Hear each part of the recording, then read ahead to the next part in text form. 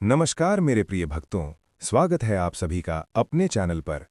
आप सभी को होली की हार्दिक शुभकामनाएं। भक्तों, आज की ये वीडियो सामान्य नहीं है।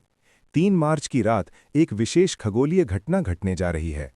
इस दिन चंद्र ग्रहण है और संयोग से ये समय होलिका दहन के आसपास पड़ रहा है।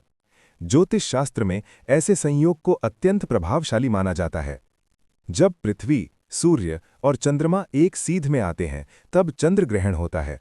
परंतु वैदिक ज्योतिष के अनुसार ये समय राहु और केतु की छाया से जुड़ा होता है, जो मानव मन, भावनाओं और निर्णयों पर प्रभाव डालते हैं। इस बार ग्रहण के समय कुछ विशेष ग्रह स्थिति बन रही है।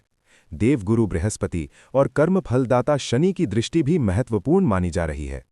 ऐसी स्थिति को कई ज्योतिषी परिवर्तनकारी समय मानते हैं।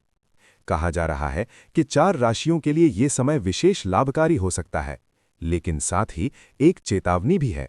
धन के साथ परीक्षा भी आती है। सबसे पहले बात करते हैं मेष राशि की। मेष राशि वालों, पिछले कुछ समय से आप संघर्ष में रहे हैं। रुका हुआ धन, अधूरी योजनाएं और मानसिक तनाव। ग्रहण के बाद स्थितियों में धीरे धीरे सुधार संभव है। कार्यक्षेत्र में नई शुरुआत हो सकती है। व्यापार में नई डील या रुका हुआ भुगतान वापस मिल सकता है।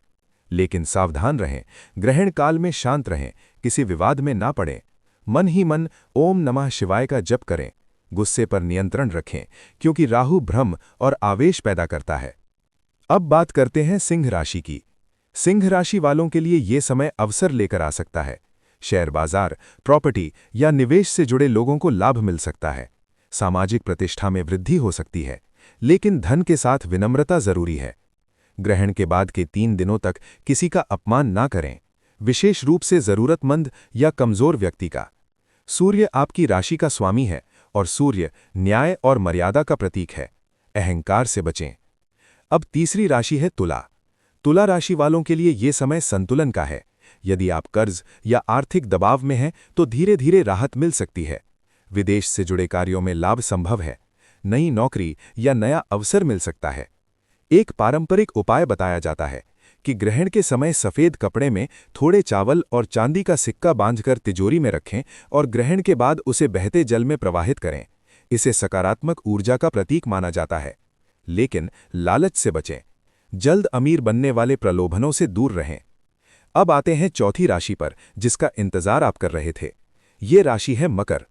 मकर राशि वालों के लिए ये समय बड़ा परिवर्तन ला सकता है। शनि आपकी राशि के स्वामी है। यदि आपने मेहनत की है तो उसका फल मिल सकता है। व्यापार में उछाल, संपत्ति लाभ या बड़ा अवसर मिल सकता है। लेकिन सबसे बड़ी चेतावनी भी आपके लिए है। धन आने के बाद अहंकार ना आने दें। यदि आपने किसी को नीचा दिखाने की कोशिश की, किसी कमजोर का अपमान किया, तो स्थितियां अचानक बदल सकती हैं।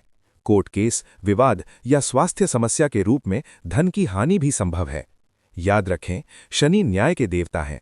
वे कर्म का फल अवश्य देते हैं। अब बात करते हैं कि ग्रहण के समय क्या करें और क्या ना करें। पहली बात, ग्रहण के समय भोजन बनाने और खाने से बचना परंपरा में बताया गया है। यदि संभव हो तो पहले से बना हुआ भोजन ही रखें। दूसरी बात, ग्रहण के समय सोने से बचें। इसे आध्यात्मिक दृष्टि से अवचेतन मन पर प्रभावकारी समय माना जाता है। तीसरी बात, मंत्र जाप यदि करें तो मन ही मन करें, जोर से उच्चारण करने की आवश्यकता नहीं है। गर्भवती महिलाओं के लिए पारंपरिक मान्यता है कि वे घर के अंदर रहें और सावधानी रखें। अब एक विशेष उपाय बताया जाता है। काले सूती कपड़े में काले तिल, एक लोहे की कील और एक साबुत नारियल बांधकर मुख्य द्वार के अंदर रखें। ग्रहण समाप्त होने के बाद इसे पीपल के पेड़ के नीचे गाड़ दें या बहते जल में प्रवाहित करें। इसे नकारात्मक ऊर्जा दूर करने का प्रतीक माना जाता है। अब बात करते हैं होलिका दहन के उपायों की। आर्थिक समृद्धि के लिए 7 गोमती चक्र अग्नि में अर्पित करें और ओम श्री महालक्ष्मय नमः मंत्र का जप करें।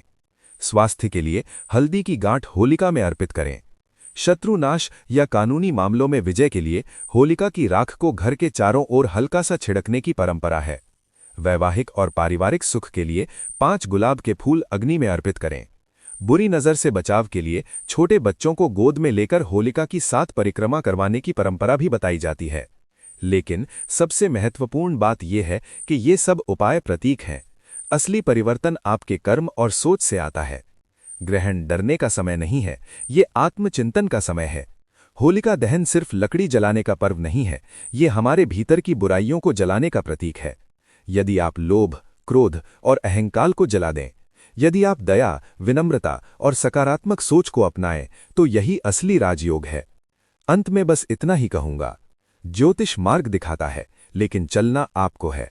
ग्रह संकेत देते हैं, लेकिन निर्णय आपका होता है। इस विशेष रात को भय के साथ नहीं, जागरूकता के साथ बिताएं।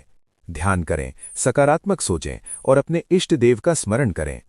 अगर आपको ये जानकारी उपयोगी लगी हो तो वीडियो को लाइक करें, चैनल को सब्सक्राइब करें और कमेंट में अपनी राशि जरूर लिखें। आप सभी को शुभ होली। जय महाकाल।